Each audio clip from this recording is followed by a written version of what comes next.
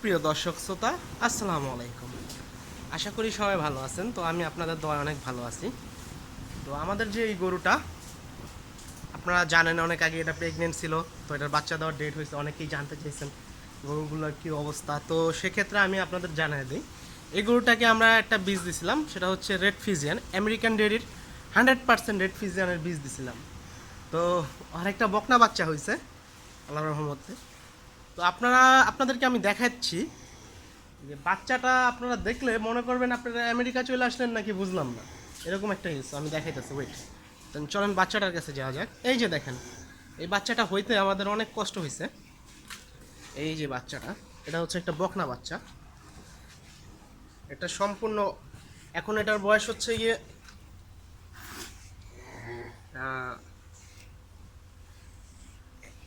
2 দিন। তো 2 দিন আগে বাচ্চাটা হয়েছে।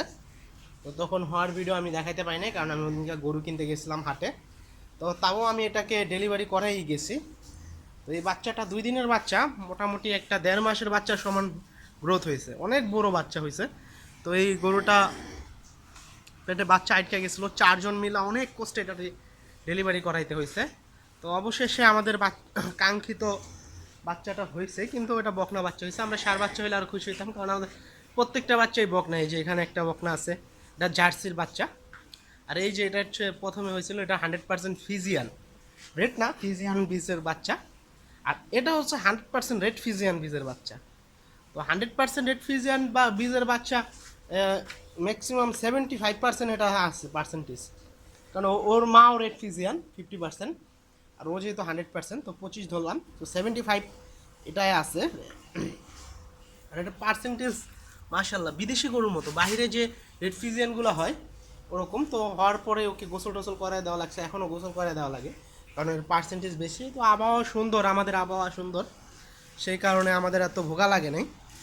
আর তো অবশ্যই একটা খামারকে টিকিয়ে রাখার জন্য যা এআই কর্মী যারা যারা আছে তাদের উপরেই ভরসা করে টিকে থাকে, কারণ আপনার একটা বছর শেষে একটা বাচ্চা হয়। তো বাচ্চাটা অবশ্যই পার্সেন্টেজ ভালো হতে হয়। তো আপনারা জানেন এর মা হচ্ছে গিয়ে আপনার, এর বয়স হচ্ছে প্রায় 8 মাসের মতো। তো এর মধ্যে ওর মা আবার 7 মাসের প্রেগনেন্ট। এই যে এটা হচ্ছে ওর মা, এখনও দুধ হয়, 7 মাসের প্রেগনেন্ট। আমরা দুধ টুধ কমাই, এখনও 5 কেজির মতো দুধ হয়।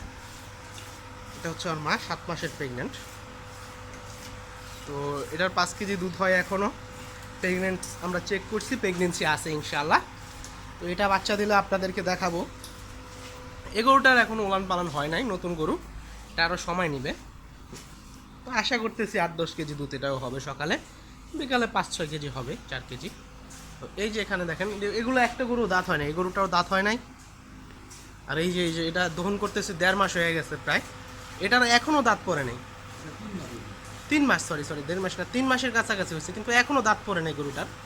একদম আদাতেই বাচ্চা দিছে, এখনও আদাতই আছে, এখন ধরে দাঁতই হয়নি। এর মধ্যে 2বার ডাকছে, আমরা বীজ দেই নাই। তো নেক্সটে ইনশাল্লাহ, যেহেতু ও বয়সও কম প্লাস দুধটাও দিতেছে, তো নেক্সট টাইম আমরা ইনশাল্লাহ ইনসেমিনেশন করে দেব, দেখি কি হয়। এই যেটার এখন দুধ দহন চলতেছে, এটা এখনও সকালে প্রায় 7-8 কেজি দুধ হবে এক টানে। আবার বিকালে আমরা দহন করি না, বিকালে বাচ্চা ছাইরা থাকে, তো বাচ্চাকে খাওয়াই। এখন বর্তমান আমার খামারের অবস্থা এই। আর আমরা গত শনিবার গরু আনছি, এর আগের শনিবারও আনছি, ওইগুলো আপনাদেরকে দেখাবো নেক্সট ভিডিওতে। তো অবশ্যই এরকম ভিডিও পেতে চ্যানেলটিকে সাবস্ক্রাইব করে রাখুন। আর আপনাদের ওপিনিয়ন জানান, এটাকে আমি রেড ফিজিয়ান 100 বীজ দিছিলাম। তো এই বাচ্চাটা আছে, বাচ্চাটা কীরকম হতে পারে, বা এটা কি রাখবো না ছেড়ে দেবো, তা আপনারা অবশ্যই আমাকে বলবেন, কারণ আমার থেকে আপনাদেরও বুদ্ধি বেশি, অবশ্যই সবার ব্রেন এক না। তো সাথে থাকার জন্য অনেক অনেক ধন্যবাদ। চ্যানেলটিকে সাবস্ক্রাইব করে সাথে থাকুন আরও এরকম ভিডিও পেতে। আসসালামু আলাইকুম।